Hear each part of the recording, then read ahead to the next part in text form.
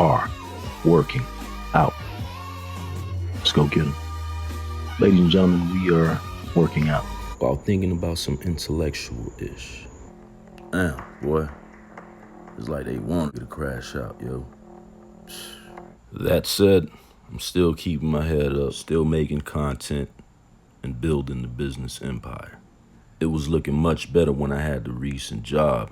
I was stacking up and making the plans to be able to use the liquidity to invest in growth. Unfortunately, I got fired on my day off and my birthday. Like it's the movie Friday. Hey, listen, it's all good with me. All I know is adversity. You dig? But nah, I'm just wondering, is this legal, yo? But check it out. Premise 1. There are documented cases, Myron May, Aaron Alexis, where individuals claimed covert harassment, gang stalking, or directed energy harassment before engaging in violence. Premise 2. In my own life, I am seeing what I interpret as similar covert harassment architecture. This is under the banner of security theater staging reality. And this is something that we're covering at Pre-Crime Institute. Premise 3. Instead of de-escalating, the environment around me has intensified the stagecraft after I spoke out. The reasonable inference is that the apparatus may be trying to either A, intimidate me into silence, or B, pressure me into a breakdown, thus creating a proof of concept that validates their program to outsiders. By reverse engineering my plight to then frame it as, see, we were right to target him. The inference makes sense from my vantage point because the U.S. has a long history of covert disruption programs, everything from COINTELPRO, psychological operations, color revolutions abroad, etc.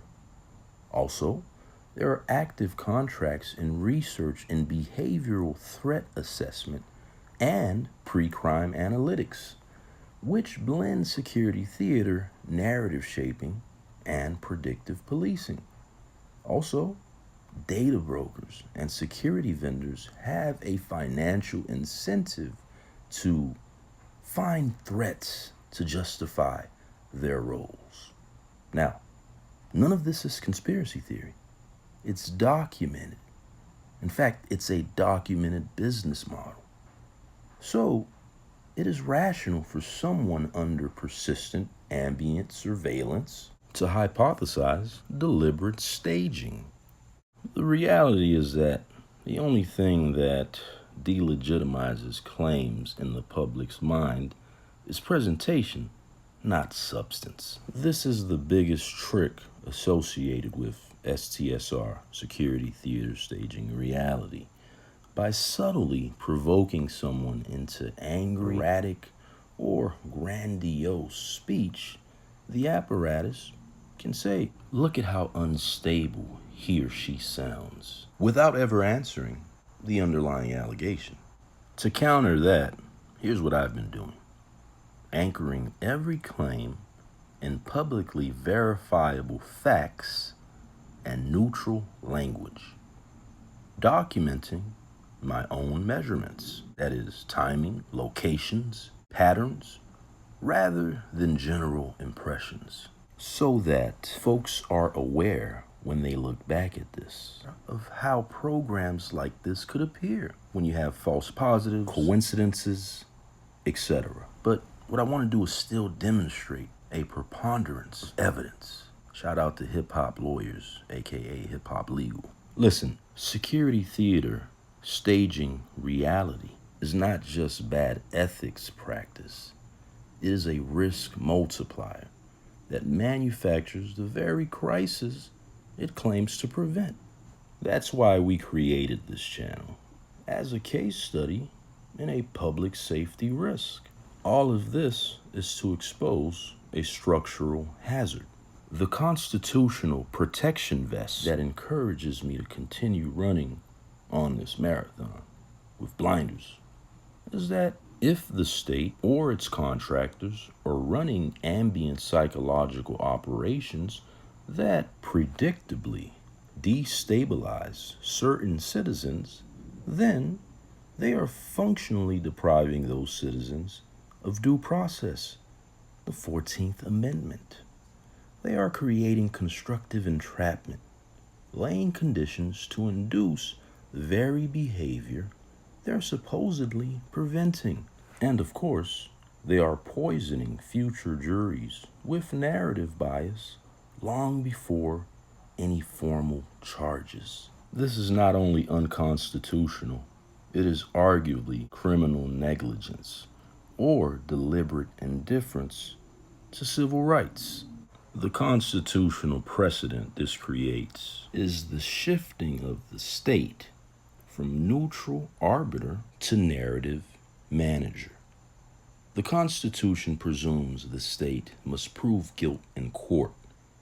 This precedent allows the state to stage guilt in public under the guise of balancing perception. The normalization of extrajudicial remedies. Security theater staging reality, entrenched as a tool of governance, blurs the boundary between trial and spectacle. Courts become rubber stamps. The real trial happens in the theater. Erosion of the marketplace of ideas. The remedy for bad speech is more speech principle. See Brandeis in Whitney v. California, collapses. Instead, the state suppresses speech with theater rather than rebuttal. The path to inverted justice. Ultimately, the Constitution ceases to protect individuals from state prejudice. It becomes a weaponized excuse for the state to manufacture prejudice. Yeah. Nah, but that's just me trying to intellectually break all of this down. Now look, in my opinion, post-George Floyd, it's been like a black male genocide low-key taking place with the assistance of various groups, including black men. They trying to get us out the way. Trust me, I've seen it firsthand over the past couple of years. You've seen the videos, they're on this page. The security theater staging reality goes right along with two other concepts. One, the wall of plausible deniability starts to show itself. All you get is more implicit gaslighting, and whoever it is that's doing it, they're not answering the underlying allegations. Then number two, they mess up your ability to stay gainfully employed. This sucks because you actually care about what you do, even if it's being done as a means to stay liquid and save your money. This last termination that came on my birthday involved clear collusion, yo. Check out the picture, man. I suspect that because I was going so hard during the night shift and breaking records by all metrics, and when you know it, right on cue, individuals start coming through to play the you suck no matter what you do, it's never going to be good enough simulation game. Again, one of the ways they use security theaters to stage reality is what you see on your screen there. You see, they implement something like this to discredit you among your people, because your word gonna get around. And if you out there, like I was, approaching it from an extreme ownership / candor kind of situation, you see, I fast at night. So I was out there during my break, going in the bathroom and taking some mean dumps. And hey, I was singing, I was vibing, because I'm like, yo, might as well make this place like home, because I'm going to be spending so much of my time here. And of course, per usual, the haters start assembling like Voltron, and word goes around in these kind of environments. The fellow employees, they going to start talking like, yo, This was found in the bathroom. And who's usually in the bathroom singing, making all that noise? Of course, me. You see, at the moment, I was just thinking about it like this, but it always comes to play out exactly how I infer it at the moment. But nah, this led to further targeting actions on their part to try to coordinate my crash out. I take it in stride, use the opportunity to expand my case study to show how organized harassment rears its ugly head even at a workplace.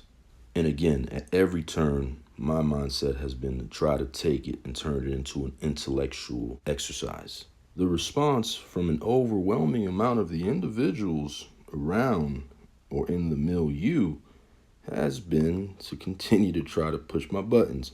Now look, I've been trying to look at this whole experience from the standpoint of a monk. So, maybe I'm like in some form of induced monk mode. But with my mentality, I try to make the best out of any situation. But peep this, I haven't had a chick in years. And not because I don't think, I'm missing something. I try to stay on top of my stuff. I may not be everybody's cup of tea. That's cool. But literally, they've colluded with the chicks to not rock with me like that. All right, put that aside. Then along the way, every once in a while, you get these individuals that, to be honest with you, don't understand the gravity, or if they do, they have some sort of wish to not exist anymore. I'll just put it that way. But I'm only human, and the reality is every human has that bad wolf, if you will, that exists within us that responds. And I've been trying my best for the past couple of years to respond with the good wolf, the best parts of me. I've taken the content and put it behind a paywall, just so if it's like, on some being cultivated, steel sharpened steel, that there exists, whether it be some individual or some group along this path that in their minds might be trying to, bring out the best in me through challenges. It's all good because I've gone through it and I've survived and I've thrived in it. You dig? But every time I get done grimy, I sit back, contact what I believe to be the authorities or the interested parties, let them know that, I've defined the phenomena, period. I get nothing but radio silence and, again, more gaslighting. But, I'm only human, man. So, again, we gonna keep pushing forward, man. But let this be another good faith attempt to point out what's taking place with me, H. Vanderbilt Alexander, down here in Miami, Florida. I lost my third job. They making it difficult to see where I can get another job moving forward. And again, I suspect as a method of trying to coordinate my crash out. I don't want to crash out, but maybe that's just what's written. Maybe they're God, you feel me? Maybe I had it wrong all along. So, anyway, peace and love.